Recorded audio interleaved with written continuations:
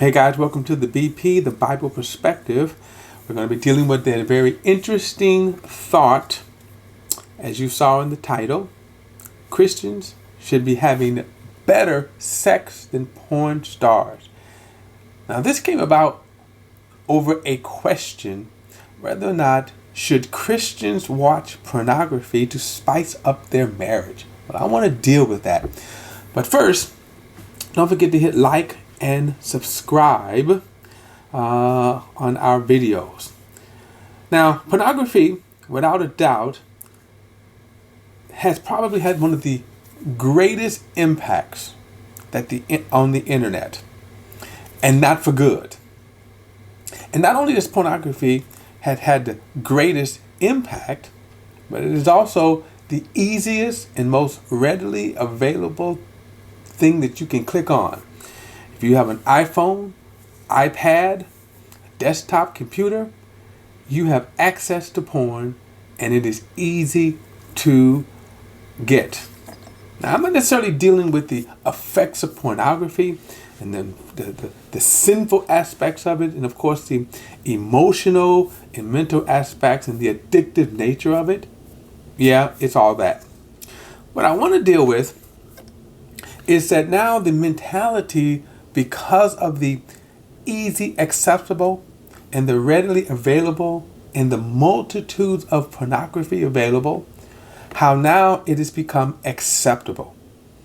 I also want to think about something that when we talk about pornography, and I'm going to get back to that in a moment, the idea of how lust is fed to us as a society, that we look at pornography in the porn industry. And again, I'm going to get back to that in a moment. But the fact that you can watch everyday television, everyday television, and see acts of pornography, but they don't call it that. You watch a television show on primetime TV, and you're watching sex acts.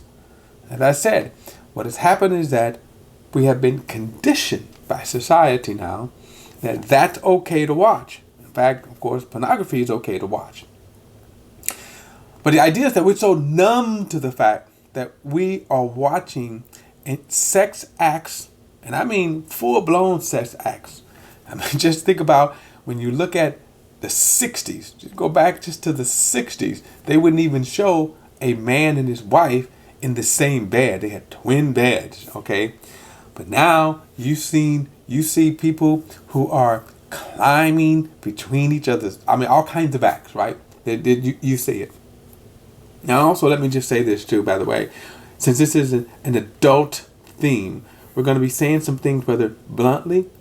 So if you have sensitive ears, be forewarned. Now, so back to the porn or pornography. So, is porn helpful? Does porn teach you? Does porn spice up your marriage? Let me say this. I don't think the answer is no.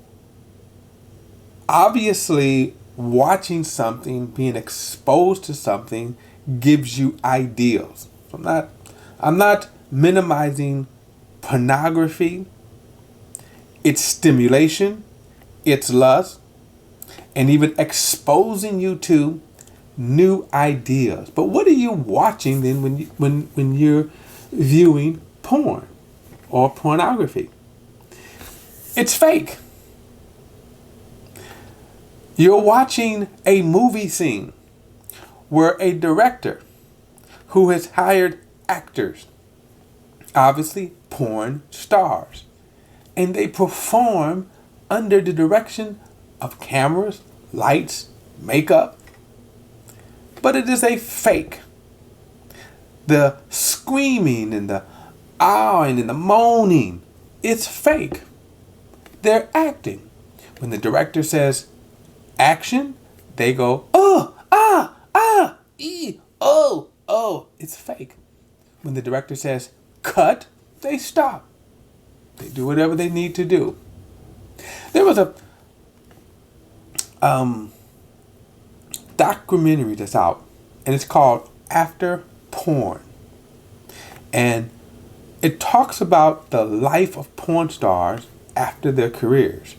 And many of them tell you, most of them will tell you, that the act that they're performing on screen is not real.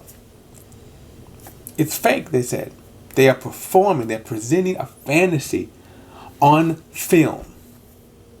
That's why one porn star said you can put whatever in any ear, she said, it doesn't matter. There's no effect. And while very few porn stars maybe enjoy the act of sex, the vast majority of them do not enjoy it. It is work. It is. So if you are saying, I am going to watch porn because I'm going to watch how they do it. I'm going to watch how they have sex.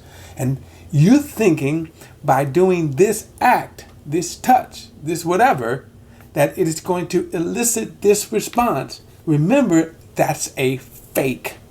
It is a act that they're doing. Okay? Now again, I'm not minimizing the impact of porn. The lust, it is impactful. Yes, there is an addiction. You can become addicted to just watching porn. It is, I cannot stress that enough. But what I am saying is that if you as a believer think that that I can watch porn and it spice up, I'm saying you have sold yourself and your relationship cheap. Because God has given Christians a much better deal.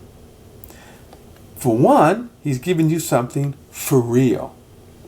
What is for real? The love. If you do it God's way, the love, the passion, that is for real. And that's what I want to get into, because now, what did God give the Christian marriage? In order to answer that, I want to go back to Genesis and let's look at what God created, because believe it or not, it was God the one who created sex.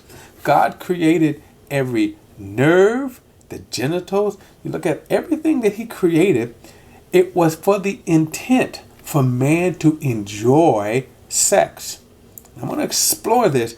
But let's look at, again, at the beginning, what did God create? So, and this is in Genesis chapter 2. Of course, it's the story of creation. And what we find in the story of creation, God creates the heavens and the earth. In 6 days, He creates all of the animals and the fish. And then the very last thing He created is man. Now, this is interesting because He creates man in His own image. He puts man in the Garden of Eden. Now, it was interesting is, and we're going to pick this up in verse 15. He says, Then the Lord God took the man and placed him in the Garden of Eden to work it and to watch over it. And the Lord commanded the man, You are free to eat from any tree of the garden, but you must not eat from the tree of the knowledge of good and evil, for on the day that you eat from it, you will certainly die. So what you have is God creating man, and then He puts him in the garden. Now, everything was almost perfect. And you got to admit something. God created, at this point, God, you have man, and then you have man being alone. You have man ruling over the entire planet, animals, fishes, birds, all of these things. But he wasn't complete. Now at this point, just remember, God created man at this point to not be complete. Because God is going to give man something. And that's important. So in verse 18 he says, Then the Lord God said, It is not good for man to be alone. I will make him a helper as his complement. Now right here we're going to get into some things that I think is very important to understand. So first, remember, God created man with this void, and now God is going to fill the void. And so the very first thing is, when we talk about that Christians should be having better sex than porn stars, Porn stars don't have what God can give. Porn stars is fake.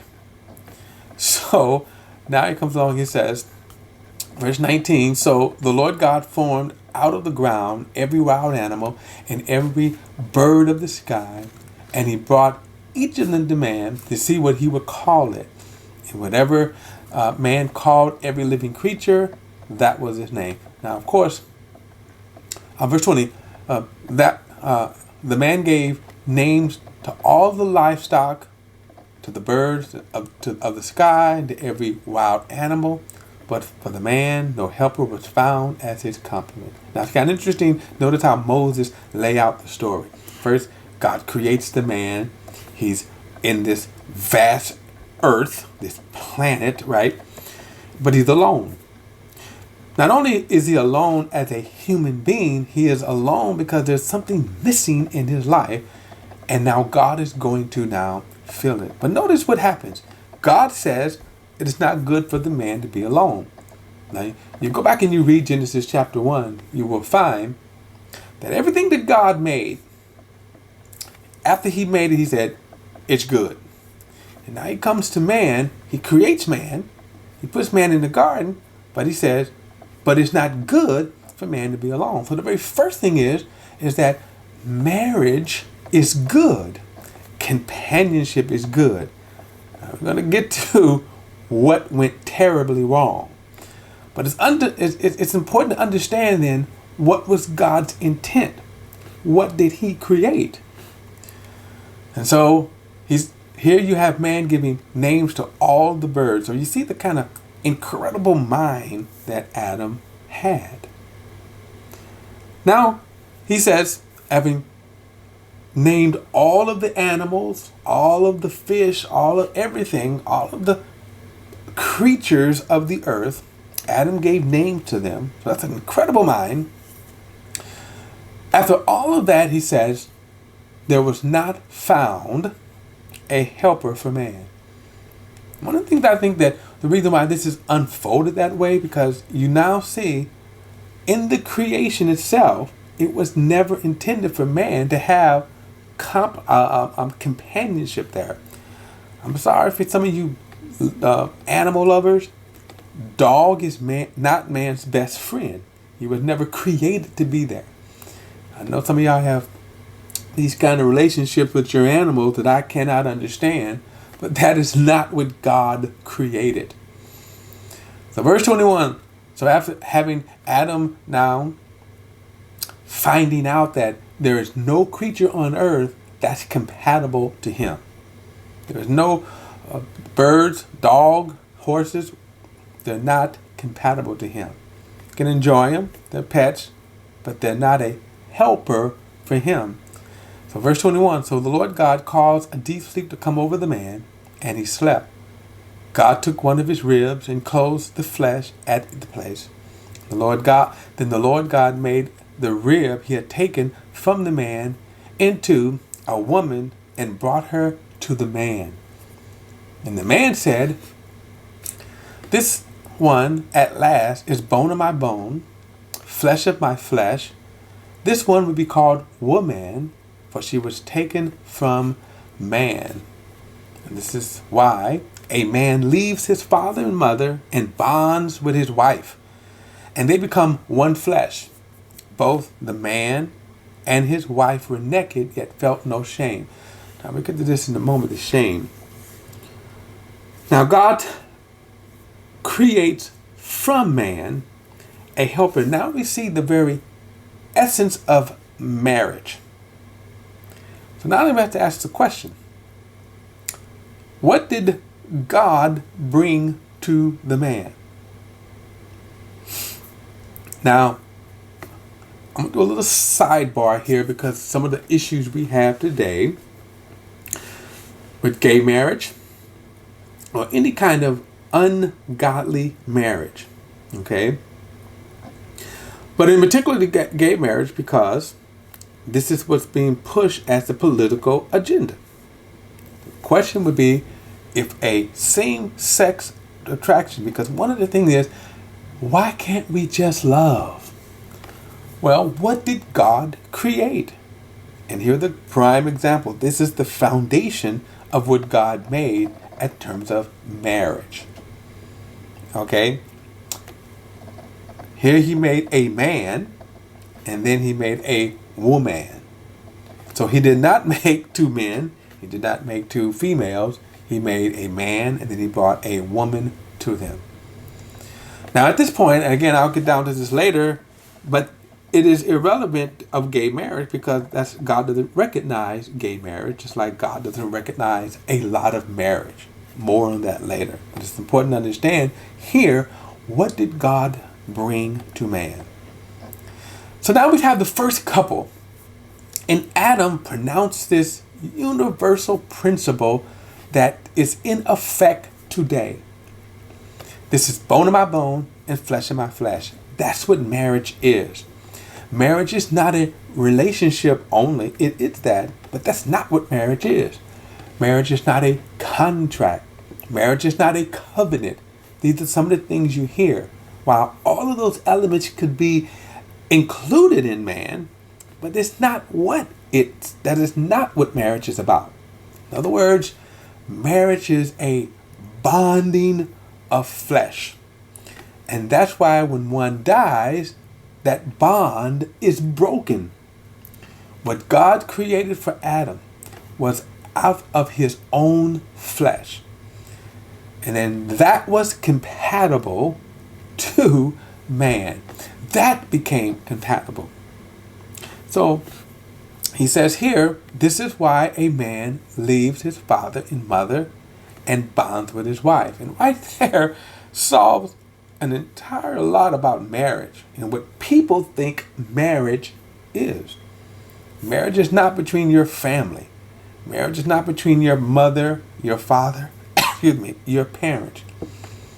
Marriage is between a man and his wife.